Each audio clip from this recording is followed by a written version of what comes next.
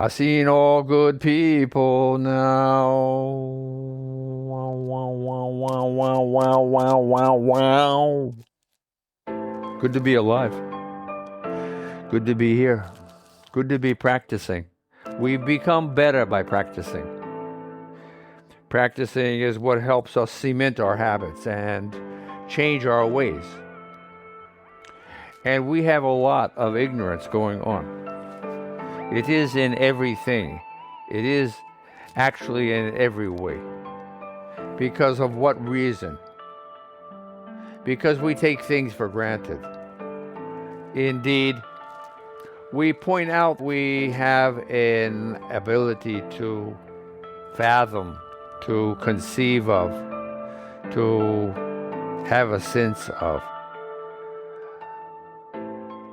Less than 1% of the energy manifested in our universe, in creation. In fact, it's 1,000th of 1% of awareness. So, this leaves a lot undone.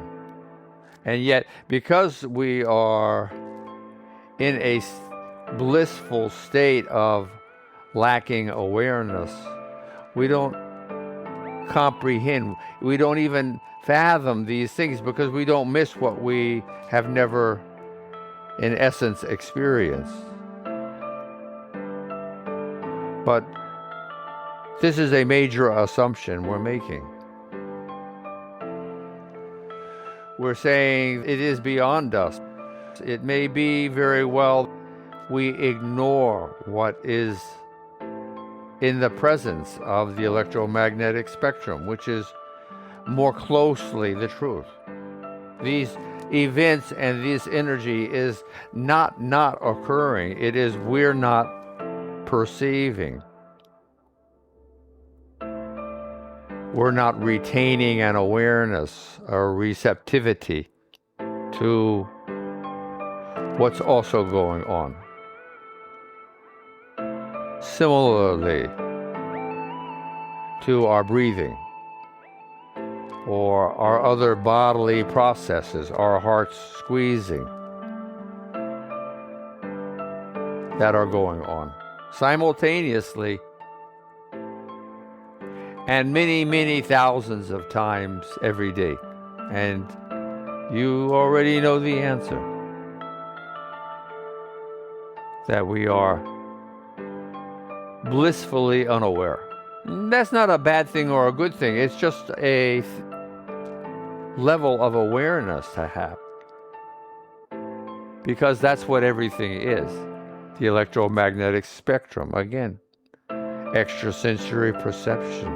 How sensitive is one to being open-minded, receptive, accepting of what is. This is what we're talking about. These concepts can seem alien when one is allowed oneself to be captivated by mankind's own creations. When we perceive so little of what is actually going on. We need be humbly open-minded to understand that which we seemingly have no clue about. For instance, even oneself. We like to think that we have a semblance of control over our own beings, and we do. We can help direct ourselves and help guide ourselves. That's very true. It is why practice such as we're doing is valuable, because it helps build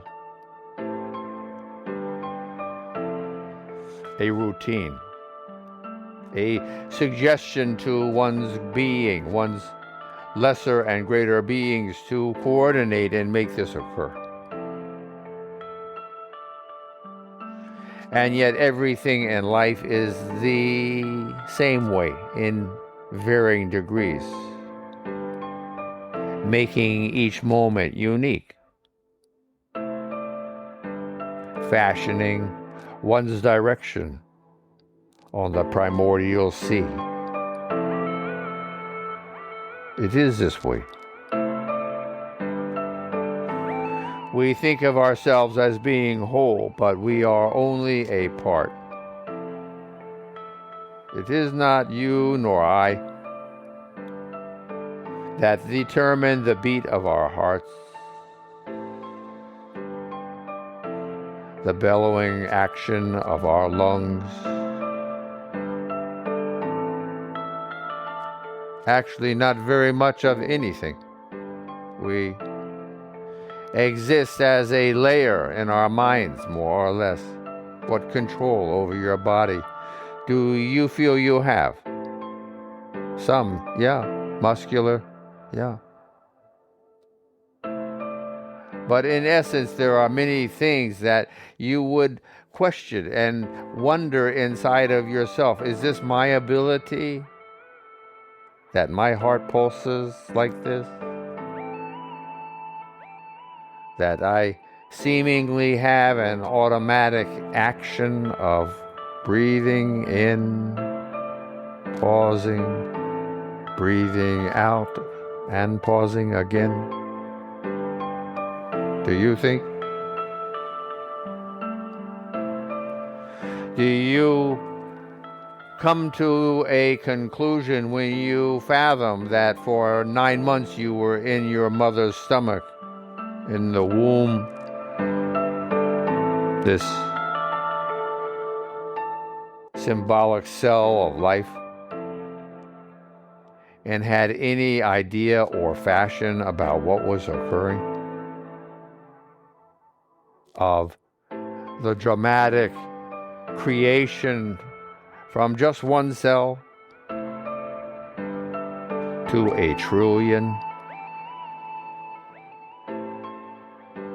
So how much control do you and I think we have? This is a valuable question to think about, to ponder. And I'm going to ask you to do that. The music's continuing for another minute. Have a fabulous day, remembering with kindness and humility your being all day, as often as one can.